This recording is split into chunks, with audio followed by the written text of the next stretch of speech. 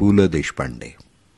ते लिहितात, रिटायर्ड भावांनो आणि सहकाऱ्यांनो, जगात सर्वात लक्ष न देण्याजोगा प्राणी म्हणजे रिटायर्ड माणूस आहे.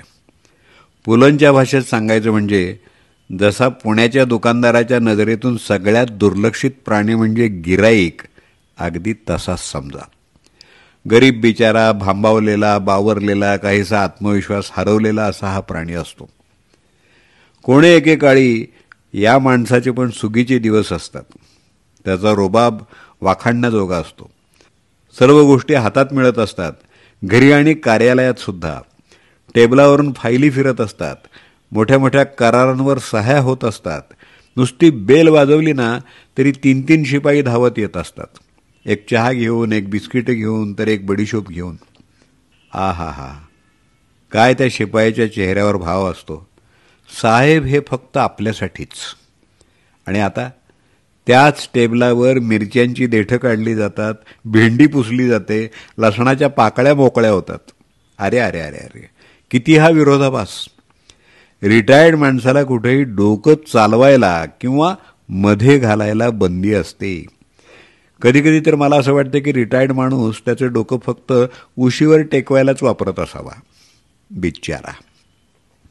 कुणी समदुःखी माणूस त्याला घरी भेटायला आलाच तर हिंदी चित्रपटात जसा यात्रेत हरवलेला भाऊ भेटल्यावर नायकाला आनंद होतो, अगदी तसाच किंबहुना त्याहून जास्त आनंद रिटायर्ड माणसाला होतो.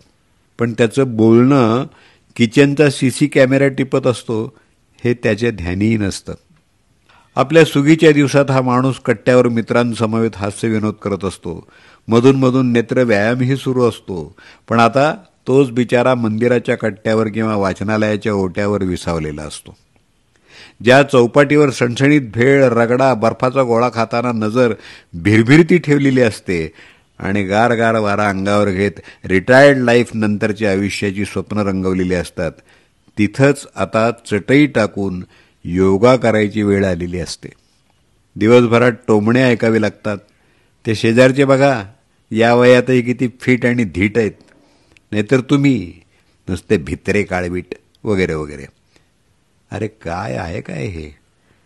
एक नवीन माहिती मला नुकतीच कळली आहे, ती तुम्हाला सांगतो. या रिटायर्ड माणसांचा उल्लेख पुराणात म्हणजे महाभारतात सुद्धा आलाय. चक्रावलात ना, मग ऐकाच. समोर सागराप्रमाणे पसरलेला विशाल सैन्याचा समूह, त्यातले स्नेही आप्तेष्ट बघून अर्जुन जेव्हा युद्ध करायला नकार देतो तेव्हा भगवान कृष्ण अर्जुनाला म्हणतात, अर्जुना, असा रिटायर्ड माणसासारखा हताश आणि निराश होऊ नकोस.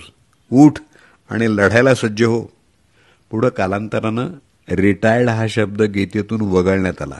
कारण काय तर भविष्यात रिटायर्ड लोकांच्या भावना दुखावू नयेत म्हणून.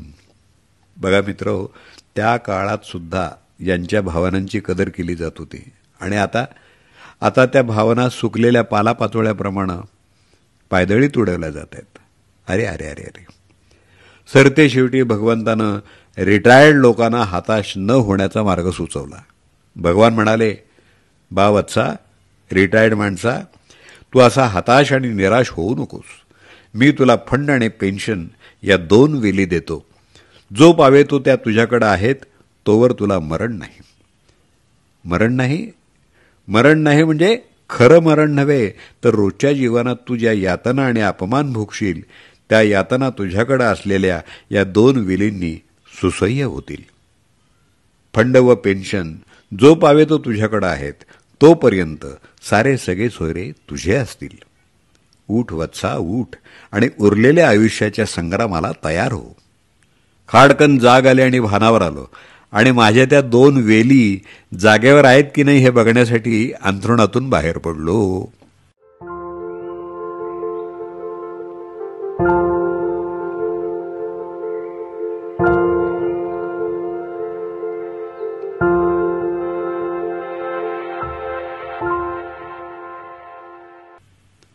माझ्या सर्व सेवानिवृत्त म्हणजे रिटायर झालेल्या आणि होऊ घातलेल्या मित्रांना ही पोस्ट समर्पित. श्रोते हो, यात विनोद आहे, पण त्यात चुकीचंही नाही. ही वास्तविकता आहे. ही पोस्ट आपल्याला कशी वाटली हे मला जरूर कळवा. मी दत्ता सरदेशमुख. माझा व्हॉट्सअप नंबर 8329730186.